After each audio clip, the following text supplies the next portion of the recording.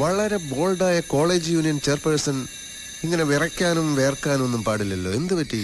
രമേശിനെ കുറിച്ച് അറിയാവുന്നതൊക്കെ ഞങ്ങൾ പറഞ്ഞല്ലോ സാർ. രമേശിനെ കുറിച്ച് അറിയാനല്ല, മിനിസ്റ്റർ നടേശന്റെ മരണത്തെ കുറിച്ച്. മരിച്ചതല്ല, കൊന്നതാണ്. ആരാണ് സാർ കൊന്നത്? ഞാൻ കണ്ടില്ല. കൊന്നയാൾ എന്നോടൊന്നും പറഞ്ഞതുമില്ല. നിങ്ങളോട് വല്ലതും പറഞ്ഞോ? ഞങ്ങൾക്കൊന്നും അറിയില്ല സാർ. അറിയില്ല? ഇല്ല.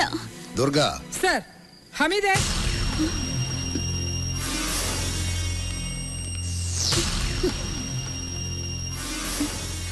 ഇയാളെ അറിയോ? അതല്ല, ഇയാളെ അറിയോ? ഇല്ല സാർ. താൻ പറഞ്ഞ രണ്ടുപേരിൽ ഈ കുട്ടിയുണ്ടോ? തന്നെ. ഇത് തന്നെ സാർ സോഫിയോഗ്രാഫ്. ഹമീദേ, വേലായുധനെ കൊണ്ടുപോയിക്കോളൂ.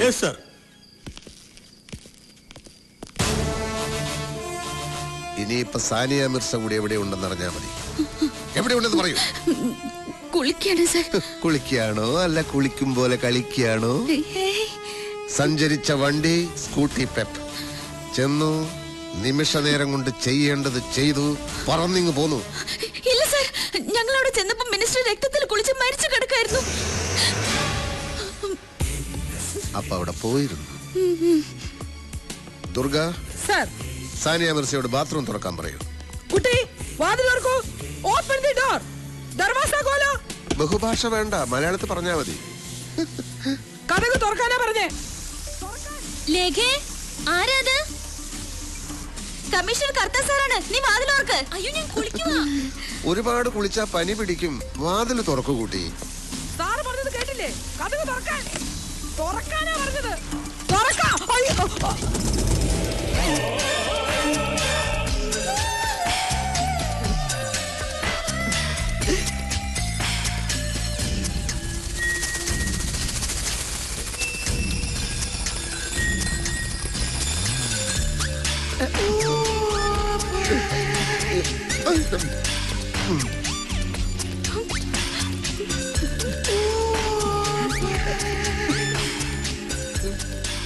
വാതിലടക്കാൻ പറയൂ. കുളിക്കുകയാണെങ്കിലും കുളിക്കല്ലെങ്കിലും ഈ പെൺകുട്ടി ഡിപ്പാർട്ട്മെന്റിനോട് ഇത് ചെയ്യാൻ പാടില്ലായിരുന്നു. എന്ത് നടപടി എടുക്കണമെന്നും പിടികിട്ടുന്നില്ല. നിന്ന് കിണിക്കാണോ? ഡിപ്പാർട്ട്മെന്റിന്റെ അന്തസ്സിനെ പറ്റി ഓർമ്മ വേണം. അയ്യോ സാർ, ഞാനത് അറിയാതെ. എന്റെ ലൈഫിലെ ആദ്യത്തെ സംഭവമാണിത്. ആ കുട്ടിയോട് എന്തെങ്കിലും ഒരു ഡ്രസ് എടുത്തിട്ട് പുറത്തേക്ക് വരാൻ പറയൂ. ലേഖ വരൂ. കുട്ടി, വേഗം ഡ്രസ് ചെയ്തു വരൂ. ഞാൻ പുറത്ത് വെയിറ്റ് ചെയ്യാം. ശരി. നിങ്ങൾ എന്തിനാണ് ആ സമയത്ത് മിനിസ്റ്ററെ കാണാൻ പോയത്? രമേശ് പോലീസിന്റെ കയ്യിൽ പെട്ടാ പിന്നെ ബോഡി പോലും കാണാൻ പറ്റില്ലെന്ന് സ്റ്റീഫൻ പറഞ്ഞപ്പോ ഞങ്ങൾ ആകെ പേടിച്ചു പോയി. സ്റ്റീഫൻ എന്ന് പറയുന്നത് റബൽ ഗ്രൂപ്പിന്റെ ലീഡർ അല്ലേ? അതെ സാർ, അവനാണ് ഞങ്ങള് രമേശിനെ ഒളിപ്പിച്ചു വെച്ചു എന്ന് പറഞ്ഞുണ്ടാക്കിയത്. രമേശിനെ പോലീസ് പിടിച്ചോ സാർ? അത് നിങ്ങൾ അറിയേണ്ട കാര്യമില്ല. രമേശ്, രമേശ് പേടിക്കണ്ട, അവര് പുറത്തേക്ക് പോയി. ഇങ്ങോട്ട് നോക്കി. എന്റെ ജീവൻ കളഞ്ഞ ഞാൻ നിന്നെ രക്ഷിക്കും. ആർക്കും വിട്ടുകൊടുക്കില്ല, സത്യം. അപ്പൊ സമയം എത്രയായിരുന്നു എന്ന് ഓർമ്മയുണ്ടോ? 8:09 കാണും സാർ. അങ്ങനെ പറഞ്ഞാൽ എങ്ങനെയാ? ഒന്നുകിൽ 8:30 അല്ലെങ്കിൽ 9. പറയുന്ന ഓരോ ഉത്തരവും സൂക്ഷിക്കണം. തെറ്റി പറയുന്ന ഒരു ഉത്തരം മതി കൊലക്കയറി വിടാൻ.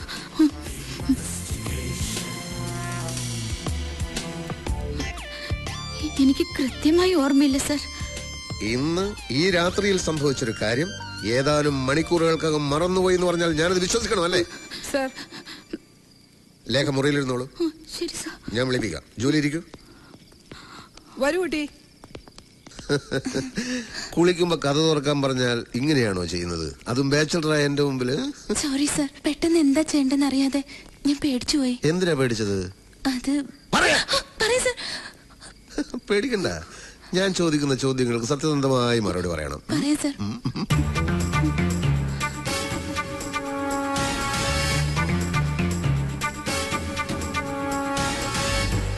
പേടിക്കണ്ട. ഇങ്ങനെ മാറ്റി മാറ്റി ക്വസ്റ്റ്യൻ ചെയ്യുന്ന ഞങ്ങളുടെ ഒരു രീതിയാ. രണ്ടാളും പറയുന്നതിന് വല്ല പൊരുത്തക്കേടോ കള്ളത്തരോ ഉണ്ടോന്ന് അറിയാനാ. ഈ പറഞ്ഞതെല്ലാം സത്യമാണല്ലോ? അതെ സാർ. ഒരു മാറ്റമില്ലല്ലോ? ഇല്ല. എക്സ്ക്യൂസ് മി സാർ, പ്രിൻസിപ്പൽ അച്ഛൻ തിരുമേനെ കാണാൻ പോയിട്ട് ഇതുവരെ വന്നിട്ടില്ല. സമയം ഒരുപാടായി. ഇനി എന്തെങ്കിലും ചോദ്യം ചെയ്യാനുണ്ടെങ്കിൽ നാളെ നേരം വെളുത്തിട്ട് പോരെ സാർ? അത് നിങ്ങളാണോ തീരുമാനിക്കുന്നത്?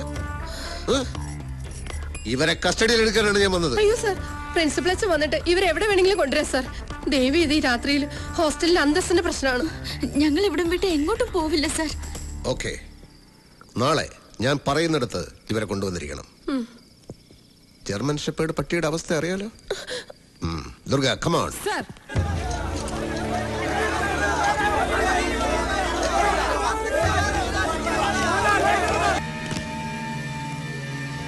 രാവിലെ തന്നെ പോസ്റ്റ്മോർട്ടത്തിന് കൊണ്ടുപോകുന്ന പറഞ്ഞോണ്ട് ബന്ധുക്കളും മിനിസ്റ്റേഴ്സും ഒക്കെ ഹോസ്പിറ്റലിൽ എന്നെ വിളിച്ചോണ്ടിരിക്കുക. ഗേറ്റിന് പുറത്താണെങ്കിൽ പാർട്ടിക്കാരും ജനങ്ങളും തടിച്ചു കൂടിയിരിക്കുക. താൻ ഈ ഫോർമാലിറ്റീസ് ഒക്കെ ഒന്ന് കംപ്ലീറ്റ് ചെയ്യേ. അതെങ്ങനെ സാർ? ഡേലൈറ്റിലല്ലാതെ ഇൻവെസ്റ്റ് ചെയ്തതെന്നല്ലേ നിയമം? തന്റെ ഒരു നിയമം. മരിച്ചത് സാധാരണക്കാരനല്ല, ഹോം മിനിസ്റ്ററാ. ക്രമസമാധാനം തകർന്നാലേ ഉത്തരവാദിത്തം പറയേണ്ട ഞാനാ. DGP ആണ് ഈ ഡൽഹിയിൽ നിങ്ങൾ എത്തിയിട്ടില്ല. എടോ, ആംബുലൻസ് എത്തിയോടോ? എത്തി സർ. എന്നാ ബോഡി എടുത്തോളാൻ പറ. എന്റെ കർത്താവേ, എന്റെ ദൈവമേ, സഭയ്ക്കും തിരുമേനിമാർക്കും ഇപ്പൊ മോശ കാലഘട്ട. പിന്നെ വൈദികനായ എന്റെ കാര്യം പറയണോ? എനിക്കാകെ തല കറങ്ങുന്നത് പോലെ. അതെന്നാ ടെൻഷൻ മാറ്റാൻ നീ രാവിലെ തന്നെ 2 വിട്ടോ? അയ്യോ, പോലീസുകാർക്ക് സംശയിക്കാൻ ഇത് മതി. സൂക്ഷിച്ചു വേണം. നടക്കാം. വീടിന്റെ മുൻവശം നിറയെ പോലീസാ. നമ്മുടെ ആൾക്കാർ നിൽക്കാൻ സമ്മതിക്കുന്നില്ല. എന്താ സർ, ബോഡി ഞങ്ങൾക്ക് അകത്ത് കയറി ഒന്ന് കാണാമോ സർ? നോ, ഇപ്പൊ ആരെയും അകത്തേക്ക് കടത്തി വിടാൻ നിവൃത്തിയില്ല. ബോഡി ഉടനെ പോസ്റ്റ്മോർട്ടത്തിന് കൊണ്ടുപോകും. സർ, ഫോണൊന്നും ഇങ്ങോട്ട് തരണ്ടെന്ന് ഞാൻ പറഞ്ഞില്ലേ? നടേശ് സാറിന്റെ അനിയൻ ലണ്ടനിൽ നിന്ന്. ആണോ? എന്നാ അത് പറയണ്ടേ. ദിനേശനാ പുറപ്പെട്ടില്ലേ? അയ്യോ, ഈ അവസ്ഥയിൽ ബോഡി വെച്ചോണ്ടിരിക്കാൻ പറ്റില്ല. പോസ്റ്റ്മോർട്ടം കഴിഞ്ഞാൽ ടൗൺ ഹാളിൽ പൊതുദർശനത്തിന് വെക്കും.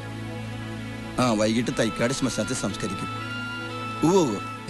എല്ലാവരും അറിയിച്ചിട്ടുണ്ട്. അതൊക്കെ ഞങ്ങൾ നോക്കിക്കോളാം. രാഷ്ട്രീയമല്ലേ, ഒരുപാട് ശത്രുക്കൾ ഉണ്ടാവുമല്ലോ. പിന്നെ ഇന്നലെ കോളേജിലുണ്ടായ കുഴപ്പങ്ങളൊക്കെ അറിഞ്ഞല്ലോ. ഇപ്പൊ ഒന്നും തീർത്ത് പറയാൻ പറ്റില്ല. ശരി ശരി. അവിടെ എന്തോ ബോംബ് പൊട്ടലും ബഹളം കാരണം ദിനേശിന് വരാൻ പറ്റില്ലെന്ന്.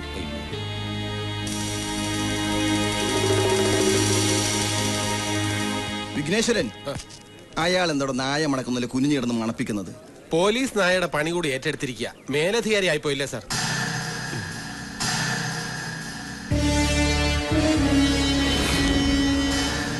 ഈ ഓയിൽ കലർന്ന മണ്ണെടുക്കണം. എടോ കമ്മീഷണറെ, താൻ ഇവിടെ കുനിഞ്ഞിരുന്ന് എന്തെടുക്കുവാടോ? മണ്ണെണ്ണ കലർത്തിയ പെട്രോൾ ഒഴിച്ച് ഓടിക്കുന്ന ഓടി അലഞ്ഞൊരു ഓട്ടോറിക്ഷ ഇന്നലെ ഇവിടെ വന്നിട്ടുണ്ട്. മണ്ണെണ്ണ ഒഴിച്ചു ഓടുന്നതാണോ വെളിച്ചെണ്ണ ഒഴിച്ചു ഓടുന്നതാണോ എന്നുള്ളതല്ല പ്രശ്നം. ഓട്ടോയിൽ വന്ന ആരാണെന്ന് കണ്ടുപിടിക്കാൻ നോക്ക്. പലതും കണ്ടുപിടിക്കേണ്ടിയിരിക്കുന്നു. സാർ, നടേശൻ സാറിന്റെ കുക്കായിരുന്ന അറുമുഖന്റെ വീട്ടിൽ പോയിരുന്നു. അവൻ ഇന്നലെ രാത്രി പോയിട്ട് ഇതുവരെ തിരിച്ചെത്തിയിട്ടില്ല. നടേശൻ സാറിന് ശത്രുക്കളായിട്ട് ആരെങ്കിലും ഉണ്ടോ? അടുത്താൽ ഏത് ശത്രുവും നടേശൻ സാറിന്റെ മിത്രമാണ്. പിന്നെ അകലത്തിലൊരു ശത്രുവുണ്ട്, നടേശൻ സാറിന്റെ രാഷ്ട്രീയത്തിൽ കൊണ്ടുവന്ന ആള്. അതാരാ? Leader KR. നമസ്കാരം സർ.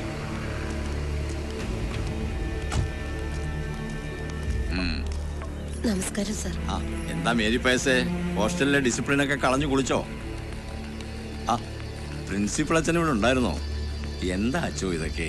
KR സാറിന്റെ കൊച്ചുമകളായതുകൊണ്ട് ഞങ്ങൾ ഇത്തിരി കൂടുതൽ സ്വാതന്ത്ര്യം കൊടുത്തുപോയി. അതിന്റെ കുഴപ്പാ. രണ്ടാളും കൂടി ഇത്രയും ഒപ്പിക്കുമെന്ന് സ്വപ്നത്തിൽ പോലും കരുതിയില്ല. വേണ്ടാത്ത റിസ്ക് എടുക്കണ്ടെന്ന് മോളോട് മുത്തശ്ശൻ പറഞ്ഞതല്ലേ? രാത്രി സമയത്ത് ഈ ഗസ്റ്റ് ഹൗസിൽ നടേശനെ കാണാൻ എന്ത് ധൈര്യത്തിലാണ് നിങ്ങൾ വന്നത്? ആള് മരിച്ചെങ്കിലും അവന്റെ കയ്യിലിരിപ്പിനെ പറ്റി പറയാതിരിക്കാൻ പറ്റുമോ? Good morning sir. Good morning. ഇങ്ങനൊരു സ്ഥലത്ത് കുട്ടികളെ വിളിച്ചു വരുത്തണമായിരുന്നു. സംശയം തോന്നുന്നവരെ ചോദ്യം ചെയ്യുക എന്നുള്ളത് പോലീസിന്റെ ഡ്യൂട്ടി അല്ലേ സാർ? ചിലപ്പോ ഇവർ ഈ കേസിലെ പ്രതികളായിരിക്കാം, അല്ലെങ്കിൽ പ്രധാന സാക്ഷികളായിരിക്കാം. രണ്ടായാലും ക്വസ്റ്റ്യൻ ചെയ്യാതിരിക്കാൻ പറ്റില്ലല്ലോ സാർ. അച്ഛനും അമ്മയും കൊച്ചിലെ മരിച്ച കുട്ടിയാ ലേഖ. ജൂലിയുടെ അച്ഛനും അമ്മയും സ്ഥലത്തുമില്ല. അവരെ കൂടുതൽ വിഷമിപ്പിക്കാതെ. ഞാൻ ഇവരെ ഇപ്പൊ കസ്റ്റഡിയിൽ ഒന്നും എടുക്കുന്നില്ല. ചില വിവരങ്ങൾ ചോദിച്ചിട്ട് വിട്ടേക്കാം. കമാ വരൂ. ചെല്ലേ. നടേശൻ സാറെ രാഷ്ട്രീയത്തിൽ കൊണ്ടുവന്നത് സാറാണല്ലോ. 2 വാക്ക്.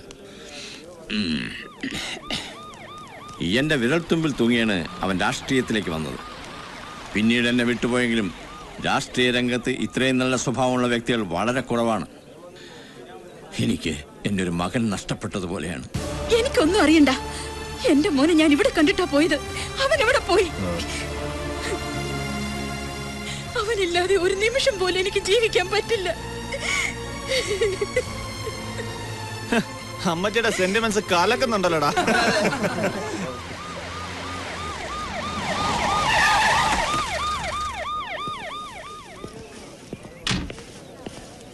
ഇടിയങ്കർത്താ പാപ്പച്ചൻ കോൺട്രാക്ടറുടെ മോനല്ലേ? അല്ല, സ്റ്റീഫന്റെ തന്തയാ പാപ്പച്ചൻ കോൺട്രാക്ടർ. ഉറപ്പുണ്ടോ? കണ്ടോ അവൻ ഉറപ്പില്ല. മിണ്ടി പോകരുത്. മോന്റെ കൈക്കെന്ത് പറ്റി? ബൈക്കിൽ നിന്ന് വീണതാ. ഈശോ മിശിഹായ്ക്ക് സ്തുതിയായിരിക്കട്ടെ. നീതിമാന്മാർ സ്തുതിക്കപ്പെടും, അല്ലാത്തവർ ശിക്ഷിക്കപ്പെടും. കൊല്ലപ്പെട്ടത് ഹോം മിനിസ്റ്റർ ആണെന്ന് ഓർമ്മ വേണം. ഈ അമ്മയും ഈ അച്ഛനും ചേർന്ന് രമേശിനെ എവിടെയാണ് ഒളിപ്പിച്ചിരിക്കുന്നത്? സാർ, ദൈവദോഷം പറയരുത്. അന്ന് സ്വന്തം അമ്മയെ അധിക്ഷേപിച്ച ആ നിമിഷത്തിൽ പെട്ടെന്ന് അവന്റെ നിയന്ത്രണം വിട്ടുപോയിട്ടുണ്ടാവാം. അത് വെച്ച് ഈ കൊലപാതകം അവന്റെ തലയിൽ കെട്ടിവെക്കരുത്. അവനത് ചെയ്യില്ല സാർ. എന്റെ മോനെ കസ്റ്റഡിയിൽ എടുത്തിട്ട് അവനെ നിങ്ങൾ എന്ത് ചെയ്തെന്ന് പറ. ആ കൊള്ളാം. ഹോം മിനിസ്റ്ററുടെ പേരിൽ കഥ ചമച്ചുണ്ടാക്കിയ കഥാകാരി ഇപ്പൊ പോലീസിനെ പറ്റി പുതിയ കഥ എഴുതുകയാണല്ലേ? അവൻ എവിടെ ഉണ്ടെന്ന് പറ. പിടിച്ചോണ്ട് തല്ലിക്കൊന്ന് കുഴിച്ചുമൂടിട്ടിപ്പോ നാട്ടുകാരെ ബോധിപ്പിക്കാൻ വേണ്ടി വന്നിരിക്കുക കമ്മീഷണർ സാർ. ഇതുപോലുള്ള കളികൾ മുമ്പും കുറെ കളിച്ചിട്ടുള്ളതാ പോലീസ്. കക്കാൻ ക്യാമ്പിലെ രാജൻ കൊലക്കേസ് പോലെ തന്നെയായിരിക്കും രമേശിന്റെയും ഗതി. നിന്റെ ഗതി അതിലും മോശമായിരിക്കും. If you don't shut your bloody mouth and get lost.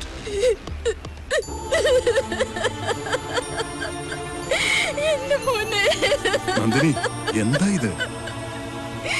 നിങ്ങൾ നോക്കിക്കോ, എന്റെ മോൻ എന്തെങ്കിലും പറ്റിയെന്നറിഞ്ഞ പിന്നെ ജീവിച്ചിരിക്കില്ല ഞാൻ. നന്ദിനി, അവിവേകമൊന്നും കാണിക്കരുത്. ആന്റി,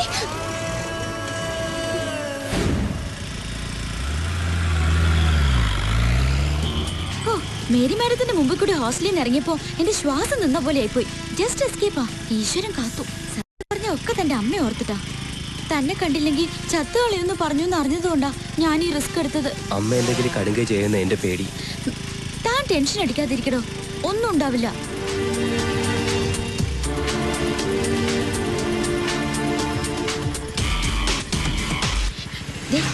ഞാനിവിടെ വെയിറ്റ് ചെയ്യാം. എന്നെ കണ്ട ആരെങ്കിലും തിരിച്ചറിഞ്ഞ പ്രശ്ന. അമ്മയെ കണ്ടിട്ട് പെട്ടെന്ന് വരണം.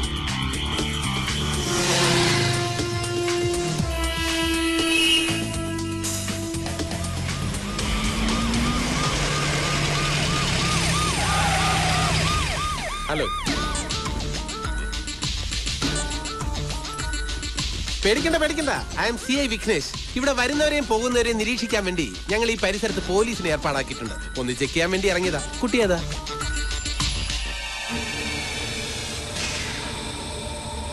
നീ അവനല്ലേ?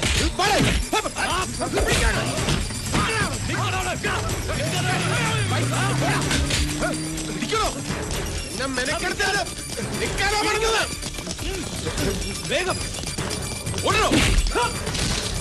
പിടികിട്ടി പോയി. ഡിക്കിലാകെ പിടിച്ചത്.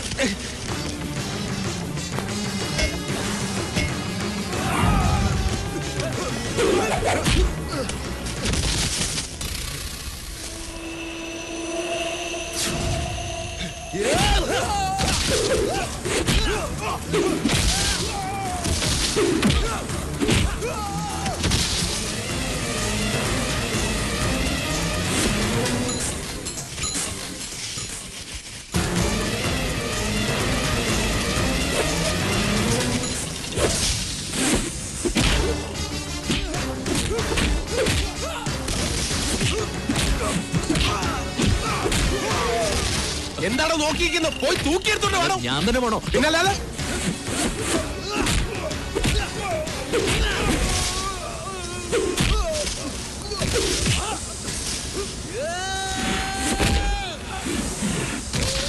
ഹലോ, മലയാള മനോരമല്ലേ? അതെ, നമ്മുടെ ഹോം മിനിസ്റ്ററുടെ കൊലയാളിയില്ലേ രമേശ്? അവൻ തന്നെ. അവനെ CI വിഘ്നേഷ് പിടികൂടി. പുള്ളിയുടെ ഫോട്ടോ ഇപ്പൊ തന്നെ ഓഫീസിൽ എത്തിച്ചേക്കാം. ഒന്ന് കാര്യമായിട്ട് കൊടുത്തേക്കണേ.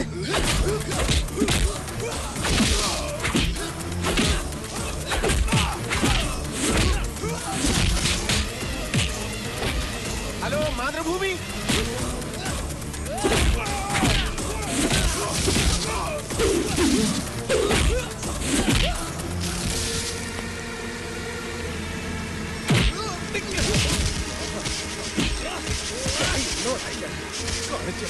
ഈ CI വിഘ്നേഷ് ആരാണെന്ന് നീ ഇന്നറിയും.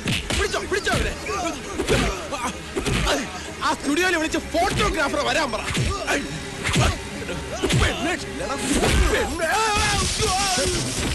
എന്താണ് സർ? അവൻ കരാട്ടെ ബ്ലാക്ക് ബെൽറ്റാ.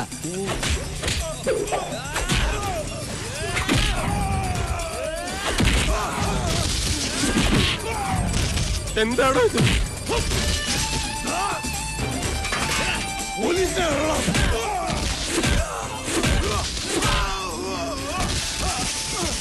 ഇനി പോലീസ് മാർഗം കല്ലെറിഞ്ഞ് വീഴ്ത്തണോ അവനെ?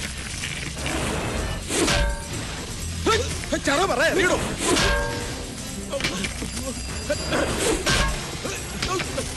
ഇത് തടുക്കണം, തടുക്കണം.